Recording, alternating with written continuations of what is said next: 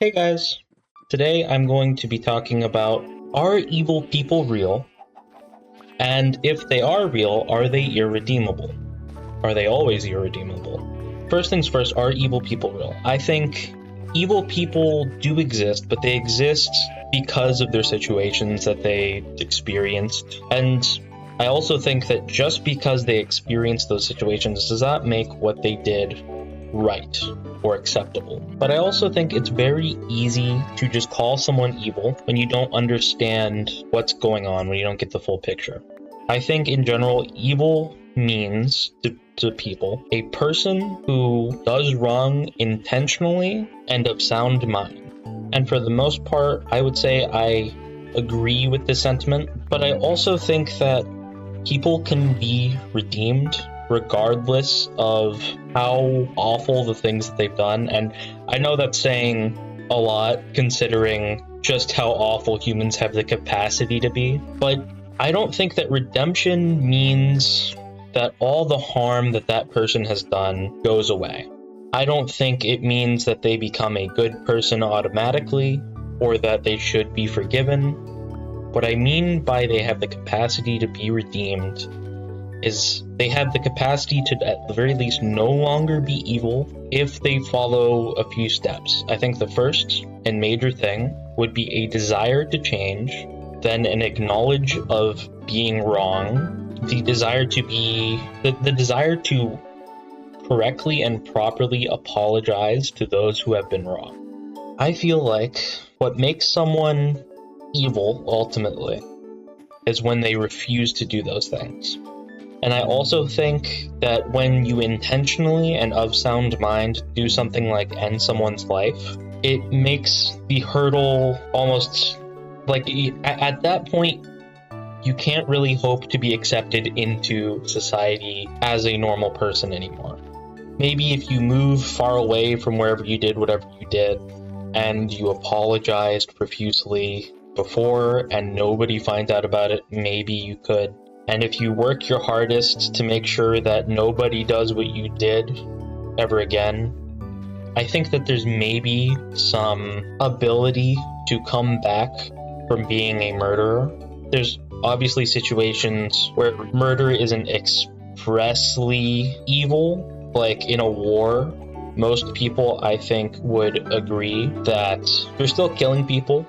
You're ending the lives of people with families and hopes and dreams, but I don't think you'd find a lot of people who would call soldiers evil.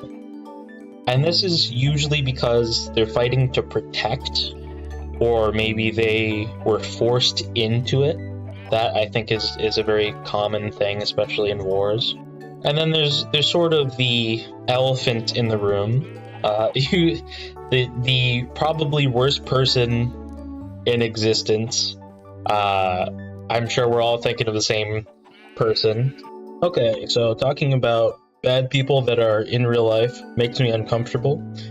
So instead of talking about bad people in real life, let's talk about Voldemort. Voldemort, I think most people would agree, bad guy. Let's say someone developed a spell that all it did was make it so that they are cured of any mental illnesses, including trauma and stuff like that, as well as turned him completely human.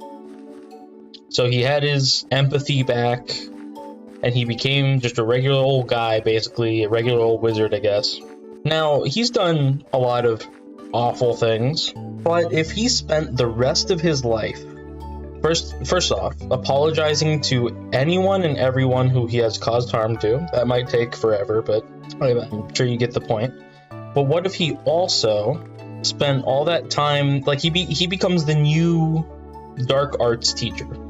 And this is before he got back into a corner, so it's not like a survival thing.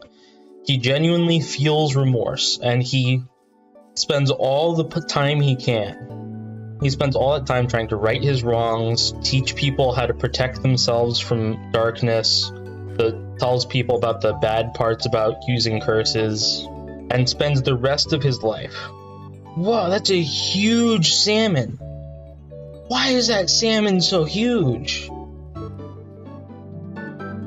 Okay, sorry. So he spends the rest of his time, for the rest of his life, trying to make amends for everything they did, being genuinely sorrowful, genuinely remorseful, and working as hard as he could to make things better and leave some kind of a positive impact on the world. He even goes so far as to be able to make all the people who follow him change sides. At that point in time, I would say he's no longer evil. The things that he did are still bad. It doesn't take away any pain, suffering, it doesn't bring back to life the people who died. But at that point, he would no longer be evil. He would be able to redeem himself at some level. And again, by redeem, I don't mean that he's innocent. He should still be punished for the things that he did.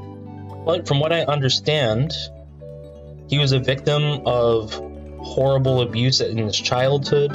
When he was super vulnerable as a child, instead of people trying to save him, they treated him very badly, treated him like a monster.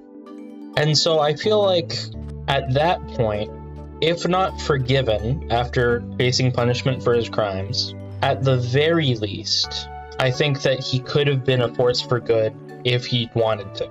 But of course, the thing that made him evil, or truly evil, is he had no desire to.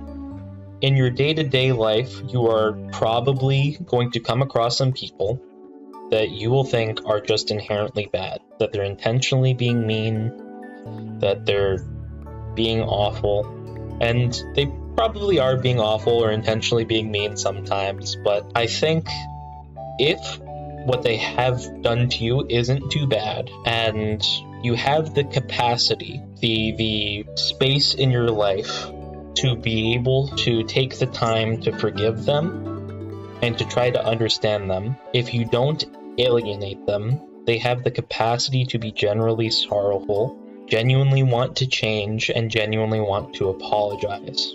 It's something that ever since I was a very small child, I have always thought that people have the capacity to change for the better.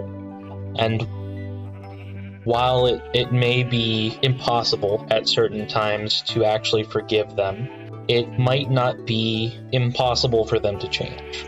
And I want to reiterate, at no point, at any point in this, does forgiving someone or acknowledging their ability to change make it so that all the wrongs that they have committed go away.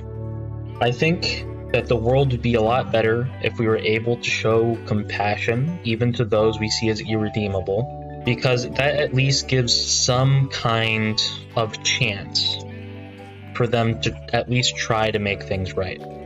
Versus if we see people who disagree with how we think, or people who have treated us wrong in the past and refuse to see any possible explanation other than they were a bad person, it creates a much more hostile world with no chance to improve yourself as a person. Now, of course, I'm by no means an expert on life or morality.